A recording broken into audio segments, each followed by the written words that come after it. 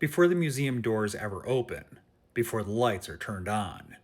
There are those that say the Alex Vega Key West firehouse is already awake.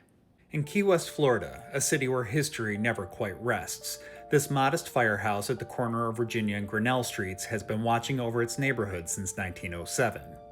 It's one of the oldest fire stations in the entire state, and its haunting stories have been carefully documented by David Sloan, the man who first truly mapped Key West's haunted history back in the 1990s. Firehouse number 3 once housed a dozen firefighters and hundreds of volunteers.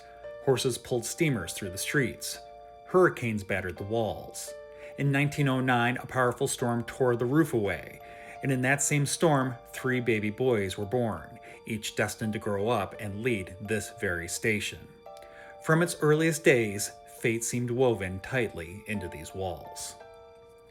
The station served honorably for decades, finally closing in 1998. When rumors of demolition began to circulate, retired firefighter Alex Vega stepped in, leading the effort to preserve the building as a museum, a place to honor the men, machines, and sacrifices that shaped Key West. Today, visitors walk among antique fire apparatus, horse stalls, the old alarm system, and even a piece of steel from the World Trade Center. But history isn't the only thing that stayed behind.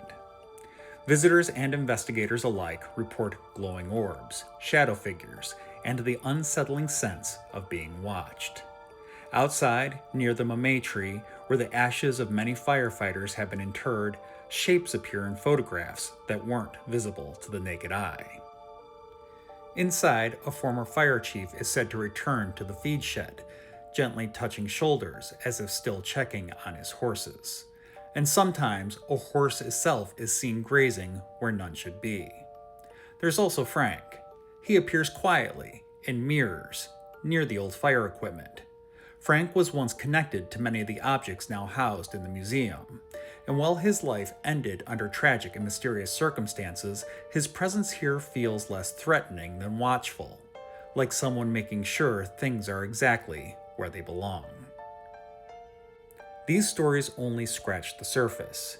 The Alex Vega Key West Firehouse Museum is more than a collection of artifacts.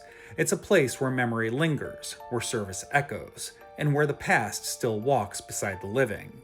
If you ever find yourself in Key West, this is a stop worth making.